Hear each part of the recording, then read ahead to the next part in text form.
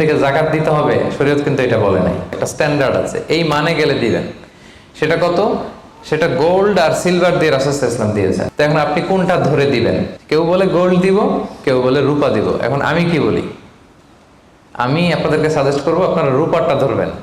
অল্প আসুক না, ধরেন আপনার 1000 টাকা জাকাত আসছে, তা আপনি যদি 1000 টাকা জাকাত দেন, এটা আপনার হৃদয়ে একটা প্রশান্তির কারণ হবে না যে আমি সম্মানিত জাকাত দাতা, আলহামদুলিল্লাহ। এবং এত বড় একটা ফরজ ইবাদতের লিস্টে যে আপনি ঢুকতে পারছেন, এটাও তো কম কিসে, কি বলেন? জাকাত ফরজ হওয়ার শর্ত আছে, এই শর্তগুলো আমরা শুনব। 5টা শর্ত। প্রাইমারি শর্ত হচ্ছে নেসাব পরিমাণ সম্পদের মালিক হওয়া, আর এটা হাওলানিল হাওল, 1 বছর থাকা। এগুলো হচ্ছে প্রাইমারি শর্ত। আরো 3টা সেকেন্ডারি শর্ত হচ্ছে আল মিলকিয়া, পূর্ণ ওনারশিপ থাকা, আর জিয়াদা, এটা আপনার অতিরিক্ত টাকা এটা হওয়া, আর হচ্ছে আদামুদ্দুয়ুন, ঋণ না থাকা। এই 5টা শর্ত আমি ব্যাখ্যা করলে আপনি বুঝবেন। 1 নম্বর হচ্ছে নিসাব পরিমাণ সম্পদের মালিক হওয়া। আপনি সামান্য কিছু সম্পদের মালিক হইলে এখান থেকে জাকাত দিতে হবে, শরীয়ত কিন্তু এটা বলে নাই। সুবহানাল্লাহ। আপনি জাকাতের নিয়ম শুনলে দেখবেন যে ইসলাম কতটা ব্যালেন্সড। একটা থ্রেশহোল্ড আছে, একটা স্ট্যান্ডার্ড আছে, এই মানে গেলে দিবেন। সেটা কত? সেটা গোল্ড আর সিলভার দিয়ে রাসূল সাল্লাল্লাহু আলাইহি ওয়াসাল্লাম দিয়েছেন। কারণ তখন গোল্ড আর সিলভারের কয়েন ছিল, মুদ্রা ছিল। আগে কিন্তু সোনা আর রূপা দিয়েই মুদ্রা বানানো হতো, পরে এটা পেপার মানি শুরু হয়েছে, কাগজের টাকা। তো একটা হচ্ছে দিনার আর একটা দিরহাম। তো রাসূল সাল্লাল্লাহু আলাইহি ওয়াসাল্লাম যে থ্রেশহোল্ড বেঁধে দিয়েছেন সেটা হচ্ছে 7.5 তোলা স্বর্ণ বা 52.5 তোলা রূপা। আই রিপিট, এটা সবাই জানেন আশা করি, যে 7.5 তোলা স্বর্ণ আর 52.5 তোলা রূপা। আধুনিক সময়ে গ্রাম দিয়ে দোকানদাররা হিসাব করে, তো গ্রাম দিয়ে যদি আপনি বুঝেন তাহলে 85 গ্রাম স্বর্ণ অথবা 595 গ্রাম রূপা, এটা হচ্ছে থ্রেশহোল্ড নিসাব, অথবা এর সমপরিমাণ অর্থ, ক্যাশ টাকা যদি আপনার কাছে থাকে, তাহলে আপনি নিসাবের মালিক হয়েছেন। যেদিন আপনি এই নিসাবের মালিক হবেন, ওই দিনটা আপনি ডায়েরিতে টুকে রাখবেন। কারণ এটা যদি 1 বছর আপনার কাছে এরকম থাকে, 1 বছর পরে যে আপনি জাকাত দিবেন, কিভাবে দিবেন আমি সামনে বলবো। তো এই নেসাব নিয়ে একটা প্রবলেম আছে। প্রবলেমটা হচ্ছে 7.5 তোলা স্বর্ণ আর 52.5 তোলা রূপার দাম কিন্তু এক না। 52.5 তোলা রূপার দাম খুব কম, আর 7.5 তোলা স্বর্ণের দাম অনেক বেশি। এটা হইল একটাই কম আর একটা বেশি। ঘটনা হচ্ছে রাসূল সাল্লাল্লাহু আলাইহি ওয়াসাল্লাম যখন এই থ্রেশহোল্ডটা বেঁধে দিয়েছিলেন নিসাবটা, তখন দুইটার মান সমান ছিল। তখন 7.5 তোলা স্বর্ণ দিয়ে 52.5 তোলার মতো রূপা পাওয়া যেত, অথবা কেউ 52.5 তোলা রূপা বিক্রি করলে 7.5 তোলা স্বর্ণ পেত। কিন্তু পরে সিলভার ফল করতে শুরু করলো, ফল করতে করতে আজকে এই অবস্থা। গোল্ড আবার খুব একটা ফল করে নাই, ফলে গোল্ডের স্টেবিলিটিটা এখনো রয়ে গিয়েছে। তো এখন আপনি কোনটা ধরে দিবেন জাকাতটা? যদি আপনি রূপা ধরেন, কথার কথা, রূপা যদি এই 1 ভরির দাম 1000 টাকা হয়, তাহলে 52.5 ভরির দাম কত? 52,500 টাকা। কিন্তু স্বর্ণ যদি আপনি হিসাব করেন, 1 ভরি যদি 50,000 হয়, 7.5 ভরি কত? 3.5 লাখ প্লাস, তাহলে প্রায় 7 গুণ কম বেশি, তাই না? এটা নিয়ে হয়ে গেছে জটিলতা। তো এখন আপনি কোনটা ধরে দিবেন? অনেকে বলে না গোল্ড দিব, কারণ গোল্ড ফল করে নাই, এটার যে স্ট্যান্ডার্ড এটা এখনো বজায় আছে। এটা নিয়ে অনেক আলোচনা, আমি খুব সংক্ষেপে বলি। কেউ বলে গোল্ড দিব, কেউ বলে রূপা দিব। এখন আমি কি বলি? আমি আপনাদেরকে সাজেস্ট করবো আপনারা রূপারটা ধরবেন। রূপারটা ধরলে কি লাভ হবে জানেন? 2 দিকেই লাভ, আপনারও লাভ, যিনি নিবে আরও লাভ। রূপারটা ধরলে বেশি সংখ্যক লোক জাকাত দান করতে হবে, তাই না? আর বেশি সংখ্যক গরিব লোকও টাকা পাবে, কি বলেন? তো 2 পক্ষে লাভ হইল না। এখন প্রশ্ন করতে পারেন, হুজুর ও পাইছে, ওর লাভ, আমার লাভ কি? আপনার তো সবচেয়ে বড় লাভ, আপনি সওয়াব পাবেন আখিরাতে। এটা আমাদের বেশি দরকার না, কি বলেন? যিনি গ্রহীতা উনি পেয়ে লাভ, তার লাভ হইল, আর যিনি দাতা তিনি সওয়াব পেয়ে লাভবান হইলেন, তিনি সম্মানিত জাকাত দাতা হইলেন। অল্প আসুক না, ধরেন আপনার 1000 টাকা জাকাত আসছে, তা আপনি যদি 1000 টাকা জাকাত দেন, এটা আপনার হৃদয়ে একটা প্রশান্তির কারণ হবে না যে আমি সম্মানিত জাকাত দাতা, আলহামদুলিল্লাহ, আই এম এ জাকাত পেয়ার। এবং এত বড় একটা ফরজ ইবাদতের লিস্টে যে আপনি ঢুকতে পারছেন, এটাও তো কম কিসে, কি বলেন? এজন্য স্বর্ণেরটা না ধরে রূপারটা ধরবেন। আপনাদের যে টাকা পয়সা, আপনাদের তো হীরা দিয়ে করা দরকার আপনাদের নেশা। এনিওয়ে, তো এজন্য আপনারা রূপারটা ধরবেন, তাহলে লোকজন উপকৃত হবে বেশি, সম্মানিত ভাই এবং বোনেরা। তাহলে 5টা শর্তের প্রথমটা তো বুঝে গেছেন, নিসাব। কি বলেন? নিসাব বুঝে গেছেন না?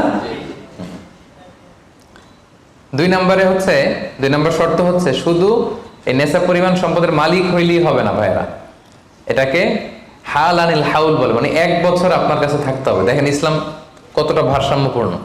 কিছু টাকা আপনার কাছে থাকলে এই জাকাত দাও না, এটা 1 বছর থাকতে হবে। যদি দেখা যায় যে আপনার সব খরচ শেষে 1 বছর এই টাকাটা আপনার কাছে অলস পড়ে আছে, তাহলে বোঝা গেল যে আপনি সম্পদশালী এবং আপনার অর্থের একটা স্টেবিলিটি আছে। কি বলেন? তাহলে আপনি নেশাব পরিমাণ সম্পদের মালিক হলেন, এবং 1 বছর যদি থাকে, 1 বছর শেষে আপনি জাকাত দিবেন। এই বছরটা কিন্তু সৌর বছর না, সোলার ইয়ারে হিসাব করলে হবে না, এটা লুনার ইয়ারে, চান্দ্র বৎসরে। খেয়াল রাখতে হবে, সৌর বছর জানুয়ারি ফেব্রুয়ারি মাসের যে হিসাবটা, এটা 365 দিনে 1 বছর, কিন্তু যেটা লুনার ইয়ার, চন্দ্র বছর, এটা কতদিন 1 বছর কে জানে? কেউ জানেন না? 300 হ্যাঁ 354 দিন, রাইট। 354 দিন, সামান্য কিছু সময়। তো 11 দিনের কিন্তু এখানে ডিফারেন্স আছে, 11 দিনের ডিফারেন্স আছে। তো আপনি হিসেব করবেন হচ্ছে চান্দ্র বছর অনুযায়ী, সৌর বছর অনুযায়ী না। তো সৌর বছর অনুযায়ী যদি করেন, তাহলে আপনার জাকাত কিন্তু 2.5% থাকবে না। চান্দ্র বছর অনুযায়ী আপনার 2.5%, সৌর বছর করলে ওইটা 2.58% হয়ে যাবে। একটু বাড়বে না? কারণ কতদিন বেশি? 11 দিন বেশি, পার্সেন্টেজও বেড়ে যাবে। তখন কিন্তু জাকাত আপনার 2.5% থাকবে না, 2.58%। বলার আগে বুঝে যায়, কারণ সব ব্যবসায়ী সারাদিন ক্যালকুলেটর নিয়ে কোত্থেকে শিপমেন্ট হইলো, কত মিলিয়ন গেল, কত মিলিয়ন ঢুকলো, সব মুখস্থ। জন্য বলার আগে বুঝে ফেলতেছে চটচট করে, মাশাআল্লাহ। তো তখন আর 2.5% হচ্ছে না, 2.58% হচ্ছে। তাহলে সম্মানিত ভাইরা, আপনি ধরেন, উদাহরণস্বরূপ ধরেন যে আপনি গত রমজানের 20 তারিখে সর্বপ্রথম নিসাব পরিমাণ সম্পদের মালিক হয়েছিলেন। তো তারপরে আপনি খেয়াল করবেন যে দেখি সারা বছর এই পরিমাণ অতিরিক্ত অলস টাকা আমার কাছে পড়ে থাকে কিনা। থাকতে এই রমজানের 20 পর্যন্ত দেখেন যে টাকা ওইটা তো আছে, আরো হয়েছে টাকা। তো তার মানে আপনি এখন জাকাত দিবেন, যেহেতু নিসাবের মালিকও হয়েছেন, আবার পূর্ণ একটা চন্দ্র বছরও আপনার অতিক্রম করেছে, স্থায়ী হয়েছে, তখন আপনি জাকাত হিসাব করবেন। তাহলে 2টা শর্ত বুঝলেন না? 3 নাম্বার হচ্ছে ওনারশিপ। আপনার মালিকানা থাকতে হবে, যে সম্পদটা আছে খালি আপনার কাছে টাকা থাকলেই হবে না, এটা কমপ্লিট, আরবিতে তাসাররুফ বলে, কমপ্লিট ওনারশিপ আপনার থাকতে হবে। এখন একজনের আমানতের টাকা আপনার আছে, ওটা আপনি জাকাত দিতে পারবেন? একজন 5 লাখ টাকা আমানত রাখছে, আপনি এটা জাকাত দেওয়া শুরু করছেন, হবে? সেটা তো উনি জাকাত দিবে, এটা তো আপনার আমানতের টাকা, এই টাকা তো আপনার বুঝাই দিতে হবে। তো আমানতের টাকা কিন্তু কমপ্লিট ওনারশিপ আমার থাকে না, এটার হিসাব আমি করবো না। তো এটা বুঝে গেলেন। 4 নাম্বার হচ্ছে এই টাকা আপনার অতিরিক্ত হইতে হবে, আরবিতে বলে জিয়াদা। দেখেন ইসলাম কত সুন্দর। ইসলাম বলে আপনার নিজের পার্সোনাল এক্সপেন্সিস, আপনার লিভিং কস্ট, আপনার সব ধরনের অ্যাকোমোডেশন, আপনার ট্রান্সপোর্টেশন এক্সপেন্সিস, আপনার মেডিকেল এক্সপেন্সিস, আপনার বাচ্চার স্কুলিং, আপনার ইয়ারলি ট্রিপ যদি থাকে, এন্টারটেনমেন্ট, ধরেন বছরে আপনি একবার ফ্যামিলি আউটিং করেন, এই খরচটা, যত খরচ আপনার হতে পারে, এই সব খরচ শেষেও কিছু টাকা আপনার থেকে যায়, ইসলাম বলে ওইটার উপরে জাকাত দিবে। সুবহানাল্লাহ। জিয়াদা, অতিরিক্ত হওয়া শর্ত। আপনার লাগে, যদি আপনার এই টাকা লাগে, ওটা তো আপনি ইউজ করবেন। আপনার টাকার ব্যবহারের জন্য সবচেয়ে বেশি হকদার কে? আপনি নিজে। আপনার সব খরচ আলহামদুলিল্লাহ সুন্দরভাবে চলে, এরপরেও কি নিসাব পরিমাণ টাকা বছর ব্যাপী যখন আপনার রয়ে গেল, ইসলাম বলে জাস্ট 2.5%। সুবহানাল্লাহ। তাহলে অতিরিক্ত হইতে হবে। সর্বশেষ শর্ত, 5টা শর্তের সর্বশেষ শর্ত হচ্ছে ঋণ থাকতে পারবে না। ঋণ থাকলে ওইটা জাকাত থেকে বাদ যাবে।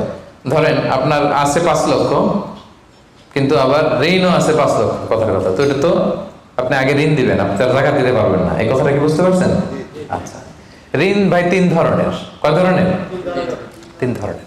একটা হচ্ছে আপনার একবারে পরিশোধ করতে হবে, এরকম ঋণ থাকে না, যে আমি মুরাদ ভাইয়ের কাছ থেকে 1 লক্ষ টাকা নিলাম, আজকে আমার জাকাতের হিসাব করার ডেট, তো 1-2 মাসের মধ্যে টাকাটা দিতে হবে।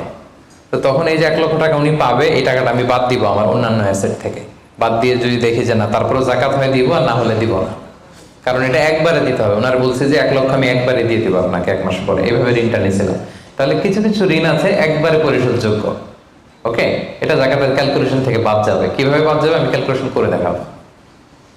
ঋণের দ্বিতীয় প্রকার হচ্ছে ইনস্টলমেন্টের কিছু ঋণ আছে, কিস্তিতে দেয়া লাগে। লেটস সে আমি 1 কোটি টাকা দিয়ে একটা গাড়ি কিনেছি, BMW গাড়ি, বা 50 লক্ষ টাকা দিয়ে আমি একটা হুন্ডা গাড়ি কিনেছি 50 লক্ষ টাকা।